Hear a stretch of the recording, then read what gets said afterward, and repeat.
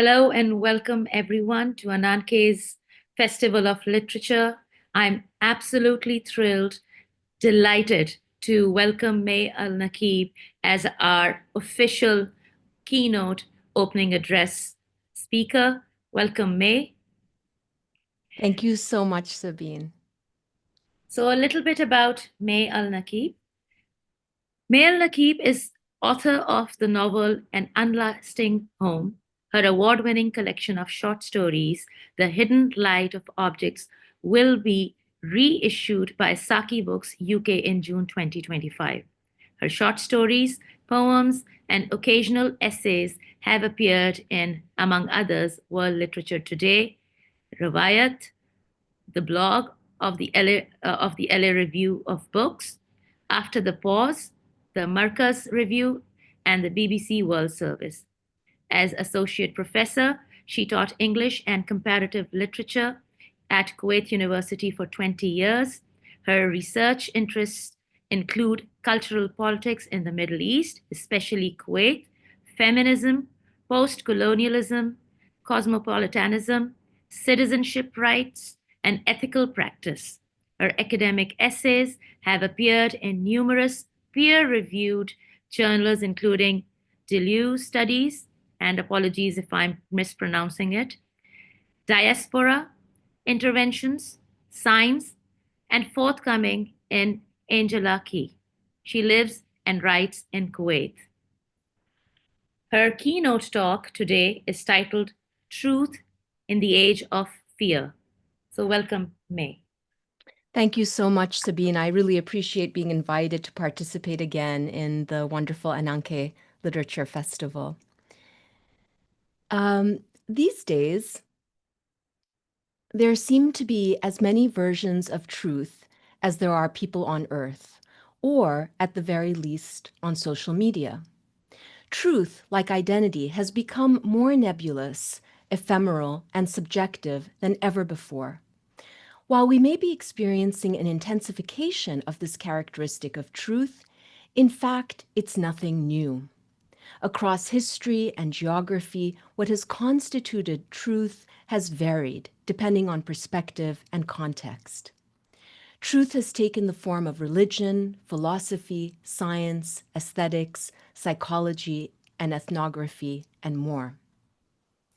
In the early to mid-20th century, anti-colonial thinkers and leaders challenged Western colonial constructions of truth in all its various modalities, used to disguise and legitimate the brute force of empire.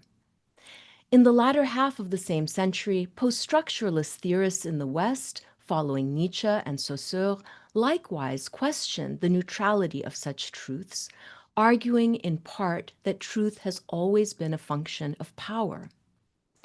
Decolonialist and post-structuralist critiques of the assumed fixity of truth advanced instead the notion of the relativity of truth, sometimes toward a more egalitarian worldview. For those who care about justice and equality, this has been, on the face of it, a good thing. Arguably, however, one unwelcome and inadvertent outcome of these challenges has been the post-truth reality we seem to find ourselves in today, a divided and divisive world in which few seem to agree on what constitutes reality, let alone the truth about that reality. Truth has become a scattered thing, difficult to hold together, seemingly impossible to share. What our senses perceive can be denied outright, as can violent death and mass devastation. We have witnessed this prevarication when it comes to the atrocities committed by Israel in Gaza over the last 19 months. We experienced this with regards to the climate crisis, with annual storms, flooding, fires, and record temperatures insufficient to convince many of its urgency. Sensory evidence, to say nothing of the scientific and the factual, are no longer enough. As Orwell predicted, 2 + 2 now equal 5, and nothing can persuade otherwise. The dispersal of truth works to the benefit of power, which, in contrast to truth's current wishy-washiness, is unequivocal and unapologetic about laying claim to its interests. It's easy enough for most of us to identify what French Marxist philosopher Louis Althusser termed the repressive state apparatus, or RSA, in the singular. The RSA is one of two modalities of state power Althusser identifies, the other being the ideological state apparatuses, or ISAs in the plural. The RSA comprises the state's overt and explicit instruments of force, that is to say, government administration, army, police, courts, and prisons. The RSA functions primarily by way of violence. Globally today, familiar examples of the RSA would include imprisonment and or torture by authorities for a tweet or some other form of expression even mildly critical of the state, the revocation of citizenships without recourse to laws or courts, the disappearance of citizens or residents, the demolition of homes, again without recourse to laws or courts, and, in extreme cases, the obliteration of inhabitants, including children, with indiscriminate carpet bombing or by targeted assassinations. The use of violent repression to secure, preserve, and expand state power, according to Althusser, is not particularly efficient because it is expensive, nor particularly effective because it's so visibly unjust. Thus, it becomes an easy target against which to resist and fight, which of course is not what state power wants. So, in order to mask its overt repressive power and secure itself more effectively, the state employs ideological state apparatuses, ISAs, which work in more subtle ways to control citizens and residents. ISAs include religious institutions, the family and social structures, the systems of education, legality, politics, and culture, and most significantly today, communications or media networks. Whereas the RSA functions primarily through violence, ISAs function primarily by way of ideology, manufacturing consent. ISAs are, according to Althusser, more effective because they shape us, coerce us without our even being aware of it, turning us willingly into docile subjects of the state. The specific ideology such apparatuses perpetuate is one that consolidates state power, in other words, the power of the ruling class. According to Althusser, violent, repressive power and ideological power function together to protect capital process. That much hasn't changed. What has changed is the extent to which the RSA no longer needs to mask itself by utilizing the ISAs. While this may have always been the case in some parts of the world, where powerful dictatorships didn't bother hiding their authority, the broadening of the RSA in Western, ostensibly democratic states in recent years seems to indicate a shift.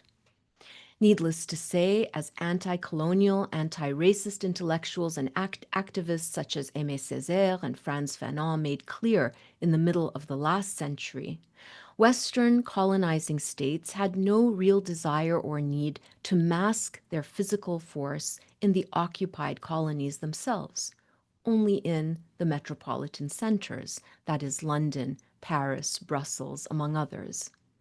After all, colonized subjects could not, and still cannot, mistake state repression for anything other than what it was and continues to be. On the other hand, citizens of the colonizing, occupying powers themselves enjoy the privilege of believing the ISAs, which convince them that colonial occupation is a civilizing mission or God's imperative for his chosen people, or that the colonized are subhuman animals deserving death, or whatever kind of nonsense is most convincing to the majority. Unlike in the recent colonial past, however, repression today no longer needs to pretend it is anything other than itself, even in the Euro-American metropolitan centers. Expensive and explicitly unjust as Althusser understood repression to be, it has become effective nonetheless because of the fear it elicits. As dictators throughout history well understood, it doesn't take much to spread fear amongst a populace, and widespread fear is perhaps the most effective tool to maintain state power, or, for that matter, any form of power. Saddam Hussein, among others, used fear to great effect, pitting child against parent, neighbor against neighbor, in exactly the way Orwell describes in 1984. I imagine Orwell spinning in his grave to learn that his cautionary tale has been and continues to be used as an instruction manual for the perpetuation and perpetration of ruthless, annihilating power. I write all this in the context of precisely such fear precipitated by repressive state power. For the first time in my life, I'm afraid to speak directly, couching my language, if not in euphemisms, then in generalizations that will give me plausible deniability if push comes to shove. I do this knowing that in any context of pure repression, such wily ways rarely result in reprieve. This form of power is unforgiving and unremitting, and in the face of it, fear becomes a paralyzing force. Fear of this sort is especially effective when it is experienced on behalf of a loved one. We are paralyzed not for our own well-being, we are often willing to risk ourselves, but because we fear repressive power will direct itself against those we would easily give our lives to save. When in Orwell's 1984, Winston shouts frantically in Room 101, "Do it to Julia, not me, Julia," we understand that power has broken him at last, by scraping away the last vestige of his humanity, love for another. There have always existed the rare few willing to sacrifice everything to resist unrestrained, unjust power, accepting prison, torture, the potential decimation of the lives of their families, not to mention themselves, for the sake of freedom and justice. French essayist Julien Benda, author of the 1928 treatise The Treason of the Intellectuals, considers these figures, clerics he calls them, to be few and far between. He names Socrates, Jesus, Spinoza, and Renan as examples. We might include Nelson Mandela and today Nail Barghouti or Ala Abdel Fattah. These are exceptional human beings, and sometimes their exceptional sacrifices change things for the better. Other times, tragically, their sacrifices change little, if anything at all. It's the luck of the draw. Most of us, however, and I include myself here, are not clerics or exceptional human beings. We are subject to fear for our loved ones and maybe even for ourselves. We may want to retreat, bury our heads in the sand, though we understand that turning away is exactly what repressive power most desires. For the rest of us non-clerics caught in the clutches of paralyzing fear, what might speaking truth to power look like?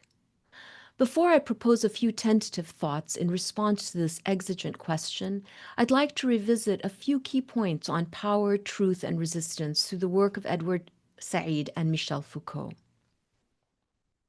Althusser's was, for the most part, a deterministic model, leaving scant room for resistance or escape. His student Foucault, no less concerned than Althusser was with the ways in which bureaucratic institutions produce subjects as docile bodies, was somewhat less pessimistic about the possibilities of progressive transformation. Perhaps it was his encounter with Palestinian students in Tunis between 1966 and 1968 that shifted Foucault's thinking. In any case, for Foucault, power is never merely repressive. It is always productive. One of the things power produces is truth, that is to say, expedient versions of truth. These truth effects, in turn, reinforce power, which is never singular or sovereign, but diffuse and networked. Truth and power are mutually constitutive, mutually beneficial. Thus understood, finding, uncovering, or speaking the truth is not a way out of or against power, but rather a function of it, one of power's many techniques. This makes it seem as though for Althusser, as for Althusser, there is no way out for Foucault. But in fact, what Foucault proposes is a transvaluation of the problem itself. As he puts it, quote, "The problem is not changing people's consciousnesses or what's in their heads, but the political, economic, institutional regime of the production of truth. It's not a matter of emancipating truth from every system of power, which would be a chimera, for truth is already power, but of detaching the power of truth from the forms of hegemony, social, economic, and cultural, within which it operates at the present time." End quote. In our present moment, the hegemonic quality of truth is its diffusion, subjectivity, atomization, heterogeneity. This scattered effect produced by power consolidates and reproduces the networked powers of the state, capital process, and the interests of the ruling class, one and the same. Shattered truth facilitates the bludgeoning power of authority over and against everything on earth. How we act in relation to this shattering might initiate a way out, or, more precisely, a way to transform power and our relation to it from within. Like many of us, I have been rereading Edward Said's work during these last 19 months. Said's work has been more important to me over the course of my life than any other intellectuals, and during the recent horrors, I have turned to my worn copies of his books, dog-eared, underlined, filled with 3 decades worth of post-it notes, as to an oracle, searching for clues and signs, for solace and hope. This is, of course, as unfair to Said's work as it is to Said the man, gone too soon. Said spent his life reading books and the world from his singular perspective and writing about both more eloquently and originally than any other intellectual of his generation. His struggle for Palestine, his actions, and especially his words continue to effectuate change, especially amongst a younger generation. I've also spent this period trying to access my Palestinian mother-in-law's reactions from beyond the grave. What would Siham have said? What would she have done? She had experienced and witnessed firsthand the kind of devastation we have observed in Gaza since October 2023. My mother-in-law Siham dedicated her life to preserving and sharing Palestinian history, resistance, and survival through the art of tatriz, or embroidery. Like Said, she was stubborn, eloquent, and fearless in the face of obstacles that would bring most people to their knees. I've closed my eyes again and again, listening for her voice, intermingled with Said's words, attempting to figure out for myself the most effective way to proceed despite fear. Said, who was responsible for introducing Foucault to the American Academy by way of his groundbreaking 1978 study Orientalism, embodied Foucault's notion of the specific intellectual. According to Foucault, the specific intellectual, in contrast to the universal intellectual, does not speak as a master of truth and justice or as a representative of the people. Specific intellectuals are specialists with specific expertise, and as such, they can speak, work, and act for or against the network of power within which they function. Said, as literary scholar, used his specific knowledge of reading and critique, primarily of Western canonical texts, to write in counterpoint against the grain of that canon and the colonial, imperial, capitalist power structure it has supported and perpetuated over centuries. Said develops both Foucault's and Italian Marxist Antonio Gramsci's understandings of intellectual practice. First of all, Said's intellectual, quote, is an individual endowed with a faculty for representing, embodying, articulating a message, a view, an attitude, philosophy, or opinion to as well as for a public.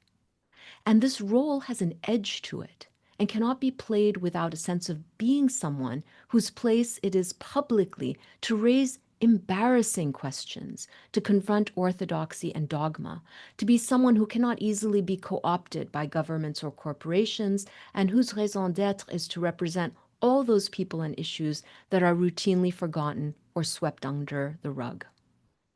Secondly, Said adds an element of the personal to this definition of intellectual practice. What he says about Sartre in this regard could just as well be said about Said himself.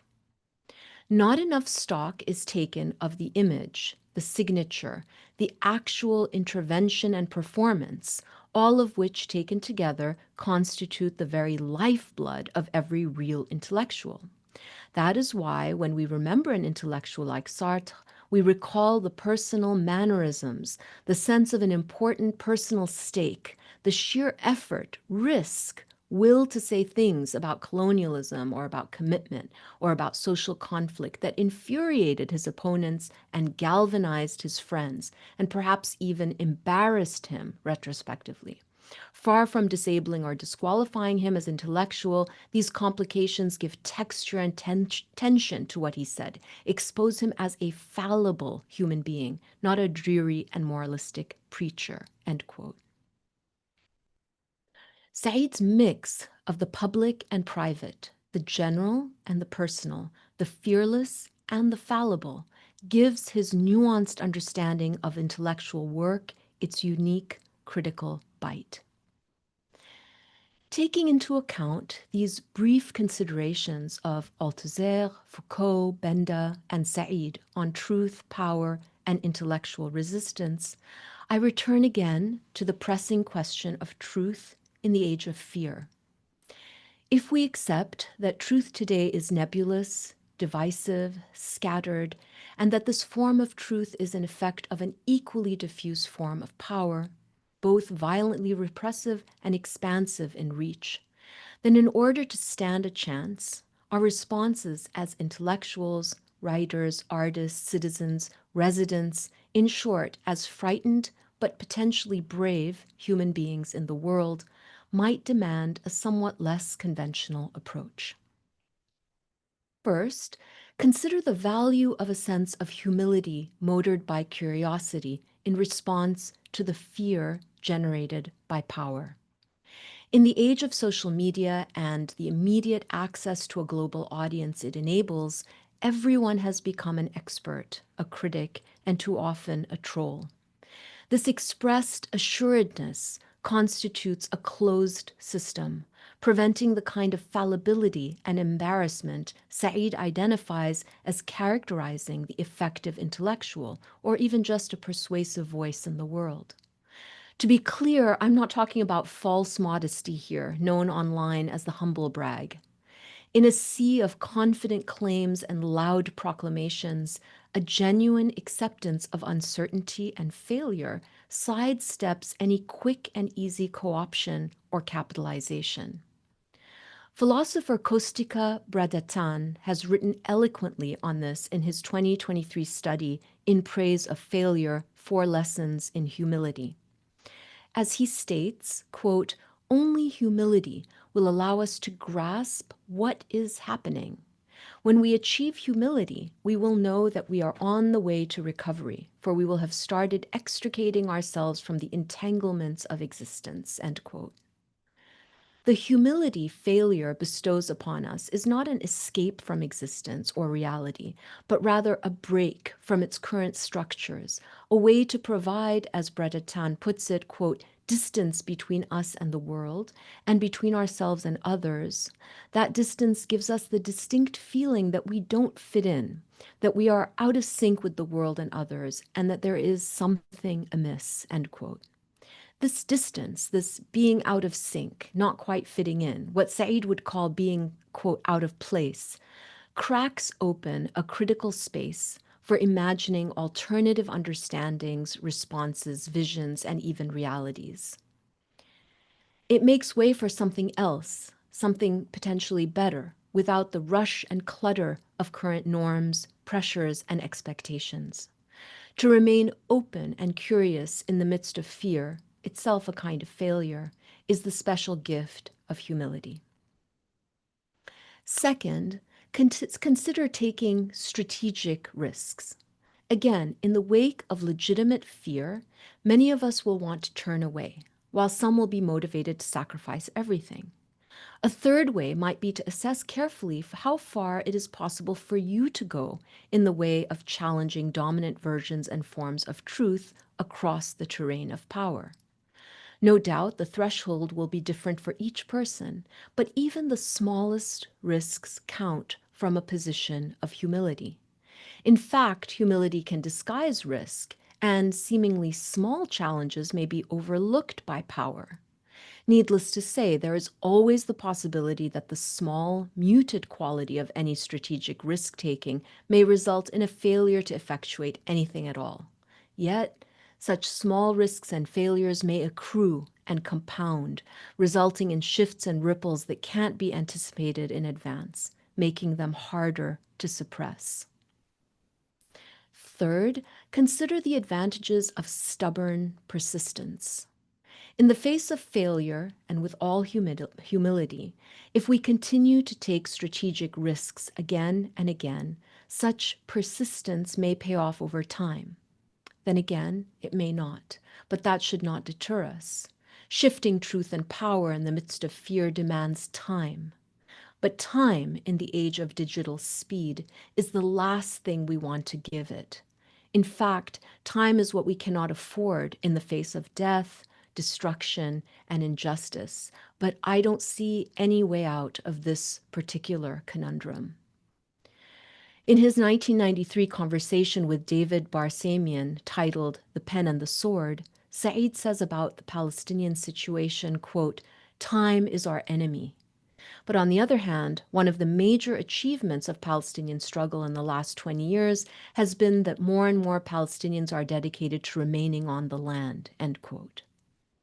Over 3 decades ago, Said identified the primary goal of the Israelis as being to kick the Palestinians off their land. Never has this objective of ethnic cleansing been more visible to those outside Palestine than it has been since October 2023. Stubborn persistence or steadfastness, what the Palestinians call sumud, is being sorely tested in Gaza and the West Bank, and the stakes are as high as they can be. Failure in this case will result in the vanishing of an indigenous people from their land. We know this has happened before to indigenous people the world over, including the Palestinians themselves, and we are witnessing it happening again before our eyes. To call it by its name again and again, to write about it, to discuss it, to speak of it even in private, unceasingly, might be the best we can do, with outcomes that may be invisible in the present, but which may materialize in the future, though there can be no guarantee. Something to consider while inhabiting stubborn persistence. It took Ireland over 700 years to be free. Finally, to the extent you can, forge connection and community. Said calls this affiliation, that is, the social, political, cultural bonds we choose to forge, in contrast to filiation, the bonds we happen to be born into, whether religious, racial, or national. Often, affiliative connections must resist filiative ones in order to move in the direction of critical, ethical consciousness. We have seen this unfold over the course of the last 19 months, links forming across national, religious, political, social, and economic divides. Social media has been a key conduit of these affiliative connections, but so too have global demonstrations and activism in real life, newspaper and journal articles, both mainstream and alternative, along with cultural output of all kinds, from film and music to cookbooks and poetry. Affiliative connections have also been forged privately, behind closed doors, between strangers and friends. Such community offers solace in the face of paralyzing fear.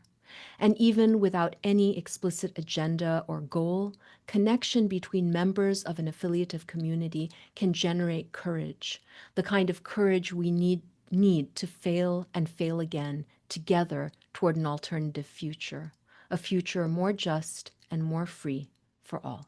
Thank you.